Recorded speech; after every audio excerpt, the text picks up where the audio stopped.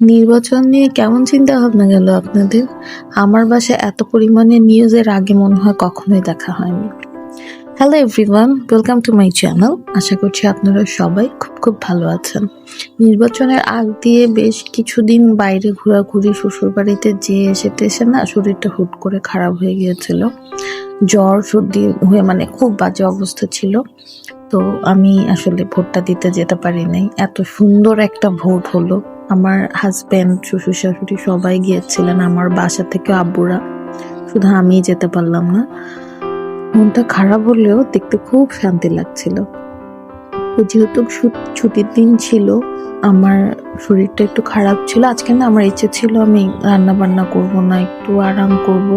কিন্তু এই যে আমার প্রাণপ্রিয় স্বামী, আমার হাজব্যান্ড হুট করে তার বন্ধু বান্ধবকে বলল, মানে দুজন বন্ধুকে, একজন তার ছোটবেলার বন্ধু আর একজন তার ভার্সিটির ফ্রেন্ড, যে অনেকদিন যাবৎ দেশের বাহিরে, অনেকদিন পর তাদের দেখা হচ্ছে, তাকে চলে আসতে। যতই শরীর খারাপ থাকে, এখন একটা মানুষ আসলে তাকে তো খাওয়াতেই হবে।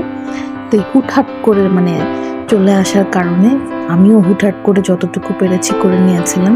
খিচুড়ি, মুরগির মাংস, একটু ইলিশ ভুনা করেছিলাম, সাথে ছিল বেগুন ভাজা, যেটা হয়তো মানে দুপুরবেলারই ছিল, সেটাই খেয়েছিল।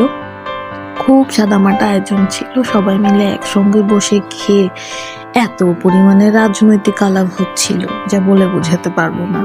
আগে দেখতাম আব্বু চাচুরা বসে বসে গল্প করছে, আর এখন আমরাও করছি। বড় হয়ে যাচ্ছে, বোঝাই যাচ্ছে। এই যে আমাদের জামিল, যে কিনা আগে প্রায় সময় এসে বসে থাকতো, আর এখন তাকে পাওয়াই যায় না, সবাই ব্যস্ত। এই পাশে রাকিবের আরেকটা ফ্রেন্ড ছিল যে দেশের বাইরে থাকে, এখন সম্ভবত নির্বাচনের জন্য এসেছিল। তো এরা বেশ মজা করছিল দুই ফ্রেন্ড মিলে। যেই জিতুক আসার প্রধানমন্ত্রী তো আমিই হব, তাই না? কি বলো? ঠিক আছে। জয় বাংলা। সবাই ভালো থাকবেন, সুস্থ থাকবেন, আমাদের জন্য দোয়া করবেন। আল্লাহ হাফেজ।